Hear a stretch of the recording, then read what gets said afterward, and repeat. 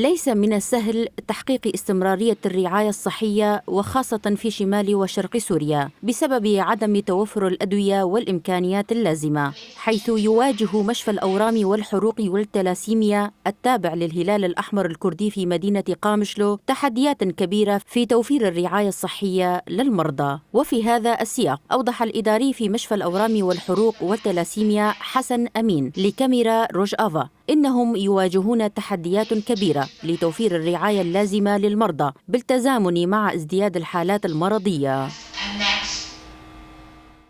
عدد المرضى يتصاعد رويدا وحسب إمكانياتنا فنرى أن هناك صعوبة في تقديم الأفضل، فنحن الهلال الأحمر الكردي نحاول أن نقدم دائما الخدمة الجيدة والأفضل لمرضانا، ولكن للأسف الشديد إمكانياتنا المادية محدودة.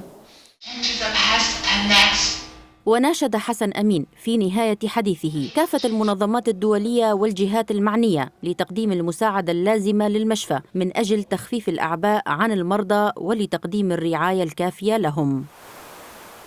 نناشد جميع الضمائر الطيبة والروح الإنسانية من المنظمات الدولية والاجتماعية والشخصيات والأطباء أنه يقدموا يد العون لهذا المشفى. يشار أن الهلال الأحمر الكردي افتتح مشفى الأورام والحروق والتلاسيميا ضمن مبنى مشفى القلب والعين في مدينة قامشلو منذ 3 أشهر، ذلك في خطوة ستساهم في تخفيف وطأة معاناة الأهالي والمرضى من السفر للعاصمة دمشق أو إقليم كردستان للعلاج.